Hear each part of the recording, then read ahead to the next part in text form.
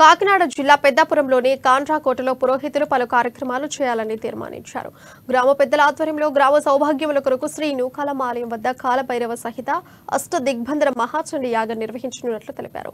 అమావాస్య నుండి 9 రోజుల పాటు 9 హోమాలు చేయాలని నిర్ణయించారు. గత కొన్ని రోజులుగా గ్రామానికి అరిష్టం వాటిల్లిందనే ప్రచారం ఊపందుకోవడంతో గ్రామ పెద్దలు నిర్ణయం తీసుకున్నట్లు తెలిపారు.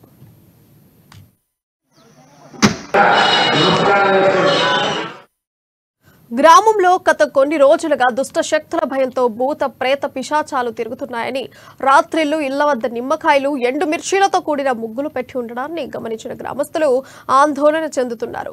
గ్రామంలో అక్కడక్కడ పూజలు చేస్తూ వింత ఆకారంతో ఉన్న వ్యక్తి విచిత్రమైన అరుపులు అరుస్తూ కొంతమందికి కనిపించినప్పటికీ వెంటనే మాయమవుతున్నాడనే వదంతులు గ్రామంలో పుట్టుకొచ్చాయి.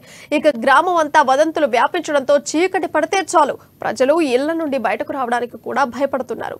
ఎవరికి ఎటువంటి హాని చేయకపోయినప్పటికీ రాత్రైతే చాలు విచిత్రమైన శబ్దాలు చేస్తూ గ్రామంలో అక్కడక్కడ కనిపిస్తున్నాడని గ్రామస్తులు ఆందోళన చెందుతున్నారు. మేము వేద పండితులందరినీ తెలుసుకోగా వారు మీ గ్రామంలో 9 రోజుల పాటు చండీ హోమం నిర్వహించమని చెప్పారండి.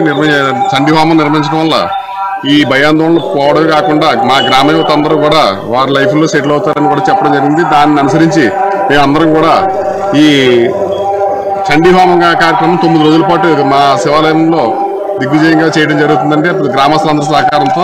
అదే విధంగా దాని అనంతరం 9 రోజుల చండీ హోమం అనంతరం కూడా మా గ్రామంలో శివాలయం దగ్గర గొప్ప అన్నదానం కూడా ఏర్పాటు చేయడం జరిగిందండి. ఈ అన్నదానానికి కూడా గ్రామ ప్రజలందరూ సహాయ సహకారాలతో కామెడీ గానీ ఎంటర్టైన్మెంట్ గానీ అన్ని విధాలుగా ఉంది. నవ్వుకునే విధంగా ఆశ్చర్యపదం అన్ని విధాలుగా ఉంది. ఏంటంటే ఇప్పుడు బాగా 10 రోజులు పెట్టి మాత్రం లేదు ప్రతి ఈదిని ఊరు